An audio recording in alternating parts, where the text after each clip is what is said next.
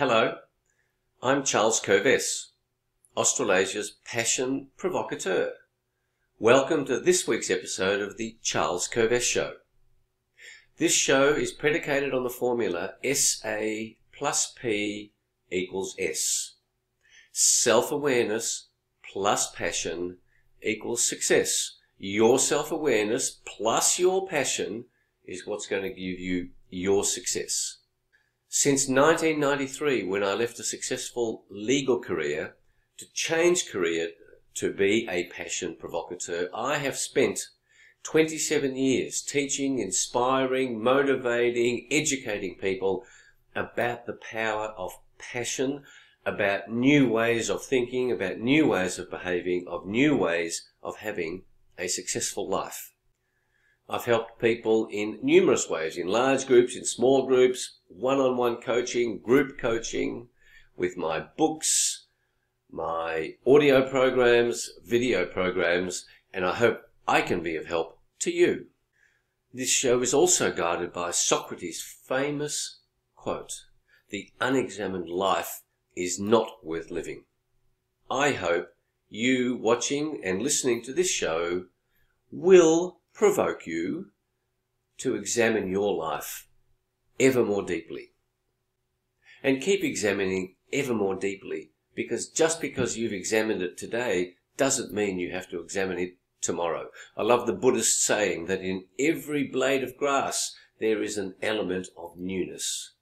Tomorrow you are different to today. Your examination tomorrow will give you different results to your examination today.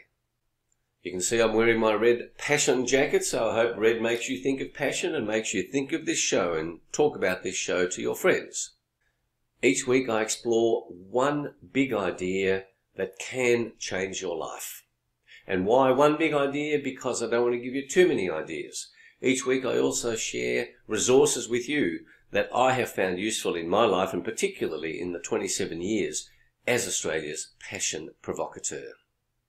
This show is not intended to be politically correct, so I hope I'm not politically correct. And this show certainly talks about the human spirit and spirituality. So if you're scared of spirituality, then this is not the place to be. So, right now, I'm angry because today is Sunday, July 19, and I've just had news that our Premier, Daniel Andrews, Comrade Dan, Chairman Dan, is going to be requiring masks to be worn outside. The words are outside. I entirely reject this nonsense. I hereby declare that I will never wear a mask. I hereby don't care how many fines the police want to give me of $200. I will not wear a mask. I tell you, the science is clear that wearing a mask reduces your oxygen levels and increases your carbon dioxide levels in both cases to what's defined as toxic levels of air, of toxic levels of breathing in, of thousands of parts per million of CO2. I have done my research. Julie has done her research. This is madness. This is Comrade Dan again trying to make up for his nonsense. And if you want to watch Alan Jones, he quotes the World Health Organization that 99% of people have mild symptoms if they've got coronavirus. To not only be locking down a state, a country, but then to mandate masks, I say bullshit. I will not be wearing a mask. That was my passionate rant. I'm passionate about this because, you know, for those of you listening, I'm passionate about freedom. You as a human being without freedom are simply an animal. Don't give away your freedom lightly. Now, for the good news, for the inspiring news about the week. Of course, exercise has gone on every day, but I need to tell you that I am a lifelong learner. And right now, Julie and I are in the third day of a 4-day virtual Tony Robbins event. And because we're in Melbourne and this event is being run in Florida, online, with 23,000 plus participants, get that, 23,000, in this extraordinary experience, Julie and I have done some time shifting. This program starts at midnight, so it started midnight Thursday night, midnight Friday night, midnight last night, and is only just now at 1:30 finished. 1:30 Melbourne time. So it's gone for 11 and a half hours. So all night we've been up for the last 3 nights. We managed to get 3 or 4 hours sleep before it, steal a nap. Why are we doing this? Well, I first did Unleash the Power Within in 1994. And I did it again in 1996. Extraordinary experience. And what I learnt there was valuable in my life and in my teachings. And Julie, all her life, has wanted to do Unleash the Power Within. And guess what? The coronavirus lockdown meant that UPW is virtual. So, as you know, there's benefits and drawbacks in any shitty occurrence. And there's shitty bits of the coronavirus lockdown. There's wonderful things. And one of them is that we've spent 3 days and we've got another day starting at midnight tonight to go tomorrow. It has been a most valuable program. And if you want to understand what this might be about, have a look at the Tony Robbins channel on YouTube. I'm sure many of you have heard of it. Those of you who say that Tony Robbins is just rah-rah have never attended a Tony Robbins event.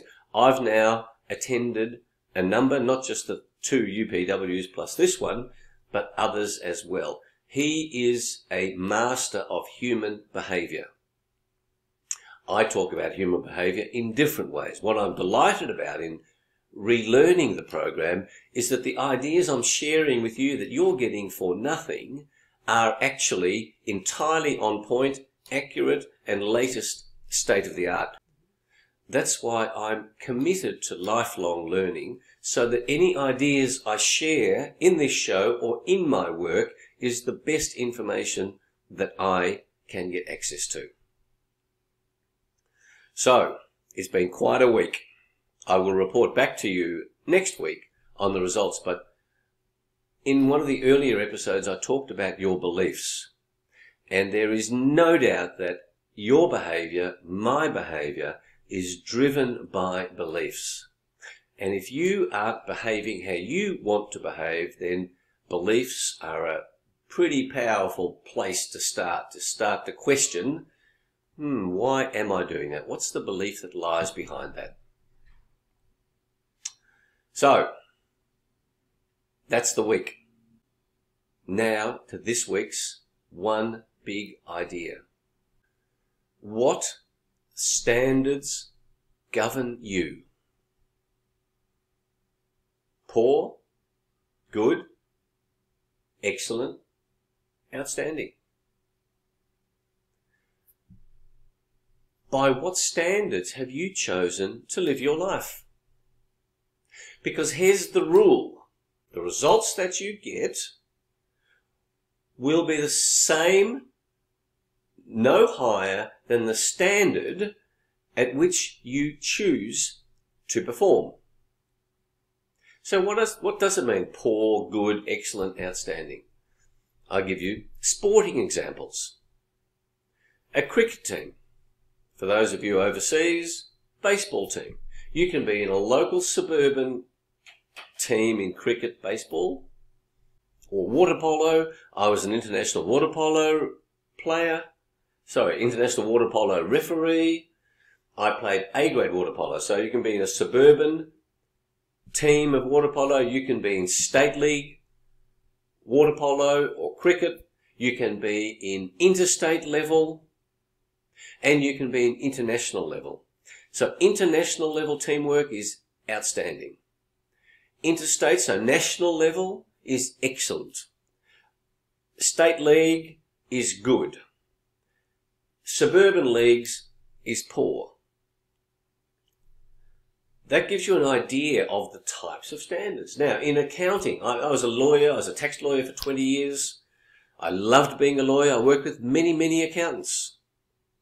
And I categorize accountancy practices and legal practices in the same way.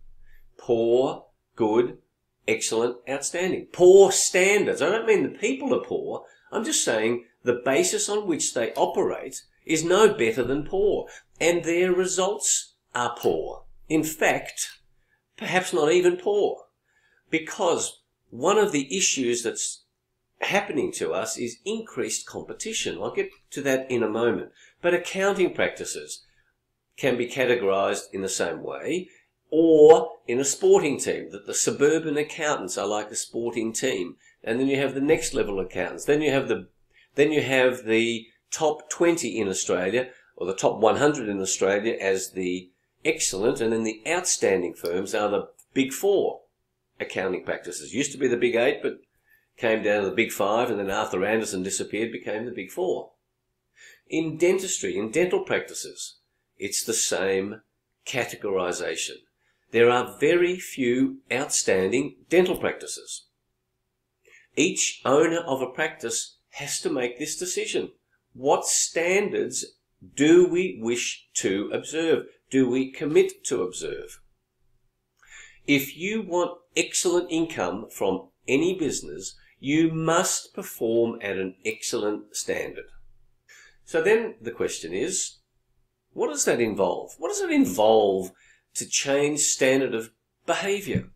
And so, as a human being, you have a choice at three levels, at three elements of your humanity: the mental, the physical, the spiritual. So in sporting terms, it's all three of them. In a dental practice, in a law practice, in an accounting practice, I'm focusing on these because it's dentists, lawyers, accountants, and C-suite executives for whom the self-awareness and passion quest is designed.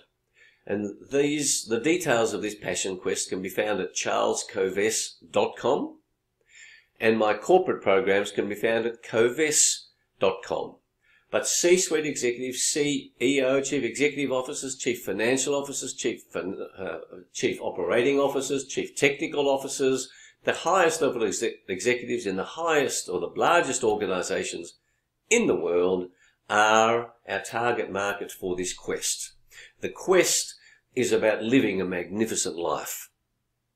It's for business owners and high performance executives who want to go to the next level. But there are many C-suite executives who don't perform at an outstanding or excellent level.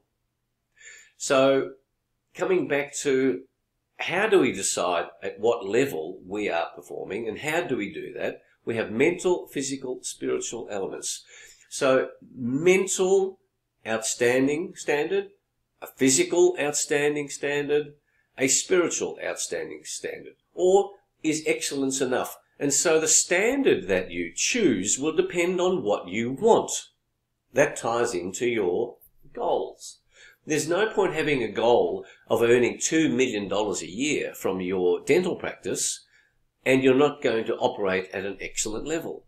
There's no point saying that you want $2 million from your legal practice and you're not going to operate at an excellent or outstanding level.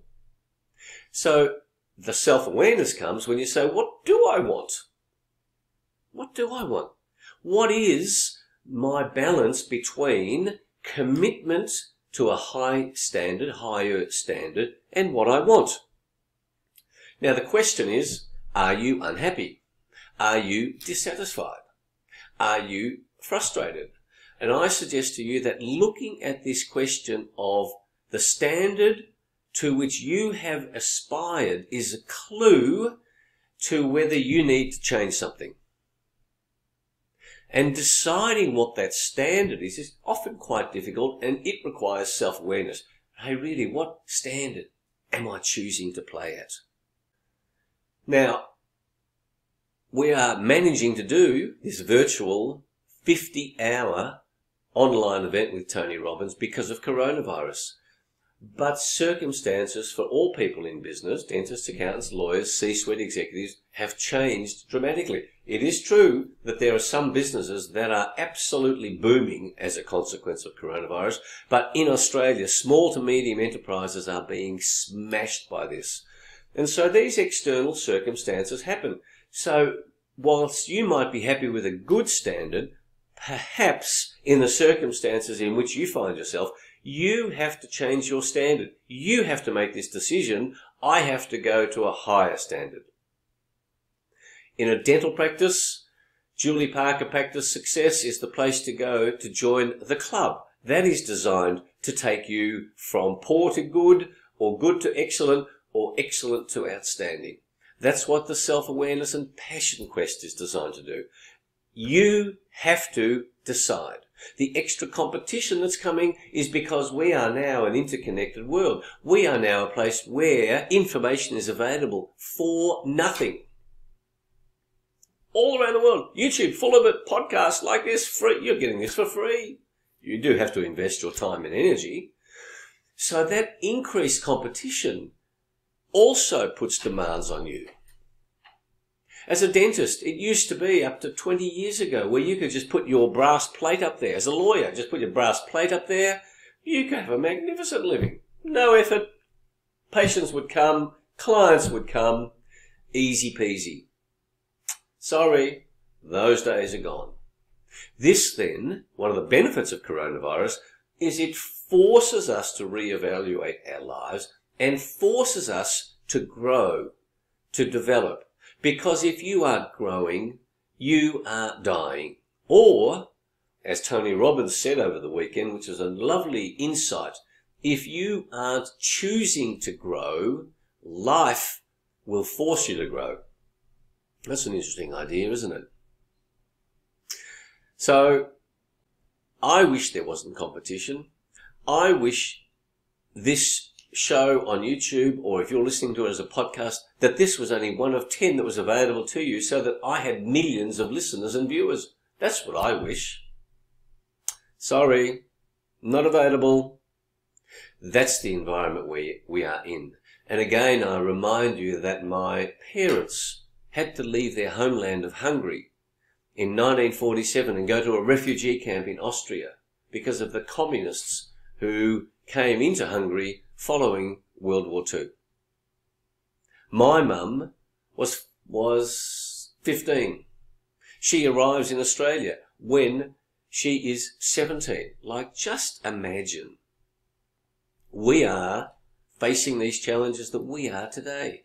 This is our opportunity to embrace the challenge, to raise our standards so that we can have what we want to achieve, so we can achieve what we want to achieve, to have what we want, to achieve our goals, to achieve our vision for our lives. I commend the idea to you. The quote that really ties this in beautifully is by Epictetus, Greek philosopher, and it goes like this. First, tell yourself what kind of person you want to be, then do what you have to do. What kind of person do you want to be? Now it's time for a bit of humour. It can't be too serious all the time because, passion is a spiritual source of energy and humour is a spiritual source of energy. And what kind of person do you want to be? Well, think about this husband and wife looking at the same thing in two different ways. He says, my wife and I were sitting at a table at my high school reunion, and I kept staring at a drunken lady swigging her drink as she sat alone at a nearby table. My wife asks, do you know her? Yes, I sighed. She's my old girlfriend. I understand she took to drinking right after we split up those many years ago, and I hear she hasn't been sober since. My God, says my wife, who would think a person could go on celebrating that long? I love it. And that's the joy of being a weirdo.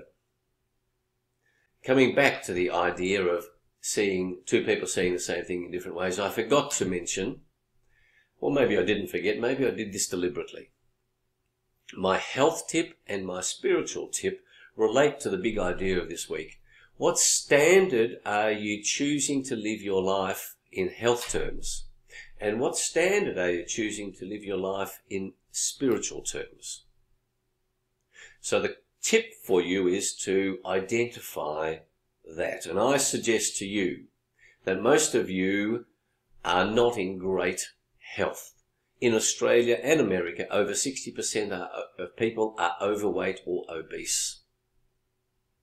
In terms of spirituality, the levels of depression in our respective societies are huge. In England, right around the world, except, interestingly, in developing countries, there's no time to be depressed. Levels of depression. I say to you that if you have feelings of depression inside you, then doing work on your physicality, on your physical health, and your spiritual health are crucial elements that will then solve the mental health issues. I'm not a doctor, but I'm fantastic on health. I have great understanding of health. Now, I do ask you to subscribe to this YouTube channel or to this podcast. And again, I invite you to visit charlescovest.com for the Self-Awareness and Passion Quest, and covest.com for corporate programs and public programs. The song of the week. Here's my wish in terms of your choice of standards. This will help inspire you when you're thinking, what standard will I choose? It's by Tina Turner, and it's simply the best. When I hear that song, you're simply the best, better than all the rest, better than anyone I ever met. Is that what you want to be? Now remember, you don't have to be the best at anything other than what you choose to be. You can be the best husband, the best lover, the best or outstanding parent, outstanding partner.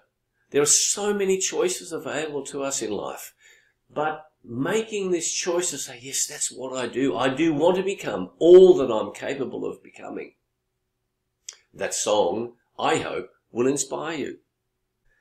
My book of the week is by Dave Rubin, American commentator, called Don't Burn This Book. A play on the cancel culture idea. Dave Rubin was a Democrat, a progressive left. He has absolutely rejected the progressive left principles. The idea, which I also reject, that saying all lives matter is racist. I say again, bullshit. That is not racist. All lives do matter. And Dave's book is fantastic for getting the facts around the nonsense that's being peddled by the progressive left, by the attacking mob. I've mentioned Buckminster Fuller's ideas about whether you should be driven by the desires of the mob. I say no. Dave Rubin's book says no. In fact, in chapter 6 of the book, its title is Never Surrender to the Mob. That's what I urge you to do. Never surrender to the mob. Because when you surrender to the mob, contrary to your own values, beliefs, principles, morals, and ethics, when you surrender to them, you have lost your freedom. You are becoming less human. So, that, I think, gets us to the end of our show after I've been up since midnight. So that means 14 hours. So it's been nice and busy, and then I'll be going to bed at about 8 o'clock tonight for 4 hours to then start again at midnight. So wish me luck. Thank you for joining us on the show. Thank you for taking these ideas on board. Thank you for sharing the possibility of this show. Again, subscribe to the YouTube channel. Subscribe to the podcast. If you have any questions, send me an email at charles@covest.com. I'm happy to answer questions, send you some resources that you might find helpful. And if your workplace is particularly shitty, difficult, or if you're a leader, if you're a C-suite executive that really wants to take a group of human beings virtually on a journey, I'm happy to discuss that with you as well. That's about the end. I take this opportunity to wish you a provocative, challenging, fun, inspiring week where you take one more step along the road to becoming all that you are capable of becoming. And when you are reminded about the genius that lies within you, I hope that inspires you to review the standards by which you live your life and go, yes, I want to step up. Have a great week. I look forward to being with you next week. Thanks.